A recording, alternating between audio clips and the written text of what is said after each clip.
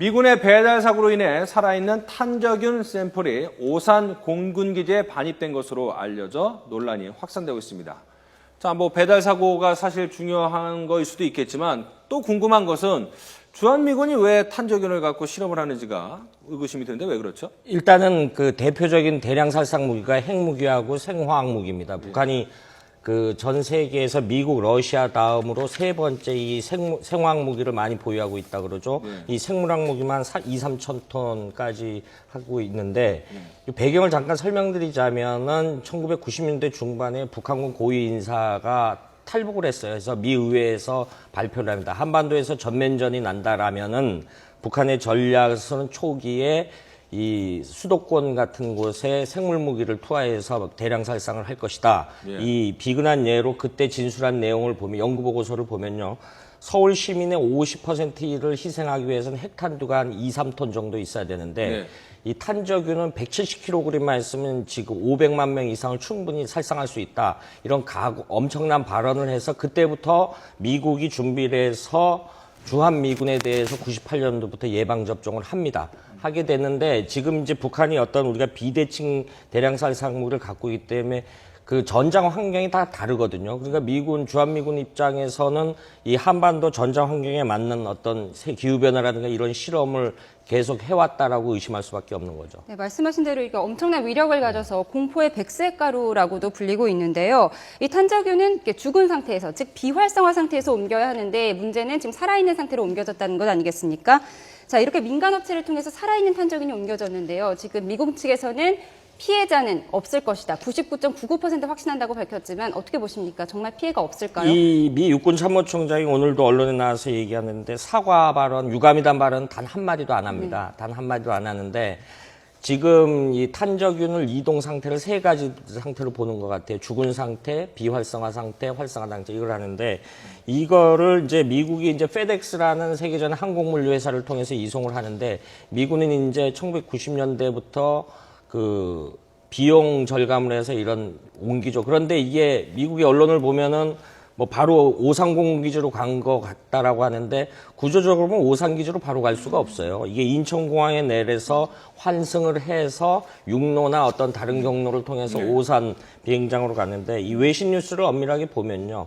오산 미군기지의 7공군 사령부의 50일 비행대대에 이런 그 주피터라고 부르는 이제 실험실이 있다. 여기서 이제 노출이 됐는데 일단은 미군은 지난 1년 이런 식의 이 오산기지에다가 이거를 배달을 한 거 한 1년여 된다라는 거예요. 1년여 되는 것이 비활성화된 탄저균을 했는 건지 이번에 미국 국방부가 급히 발표한 것도 주한미군 자기들 관계자들 22명의 실험 과정에서 노출이 됐다. 이랬기 때문에 발표를 한 거거든요. 만약에 이런 사실이 우발적 상황이 없었으면은 미군은 발표를 안 했겠죠.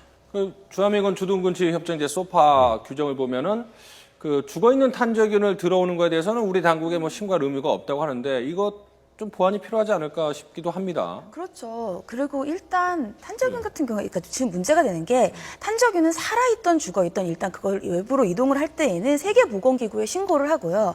우리나라 그러니까 타국으로 이동할 때에는 그 나라의 질병관리센터에 신고를 해야 됩니다. 근데 일단 기본적으로 우리나라 정부는 바로 이미 다 문제가 생기고 나서 알게 됐다고 지금 공식적으로 기사화되고 있죠. 그러면 일단 신고는 사전에 못 받은 거는 확인된 바이고요.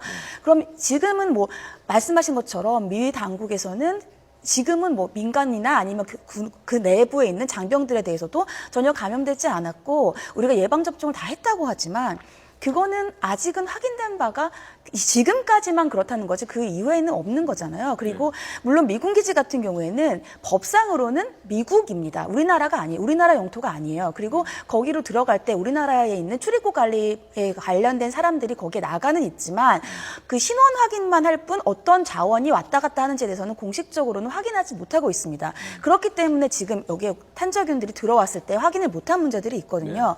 하지만 법상으로는 거기가 미국이라고 할지언정 사실 영토는 우리나라 영토이고요. 말씀하신 것처럼 인천공항이나 그런 곳을 통해서 이동되었을 때에는 그 균이 어떻게 되었는지는 굉장히 위험한 상황이거든요. 그리고 탄저균이라고 하는 거는 생화학 무기입니다. 생화학 무기는 아주 작은 걸로도 우리나라의 서울에 있는 시민들 많은 부분들에 대해서 사망에 이를 수 있는 굉장히 위험한 무기고요.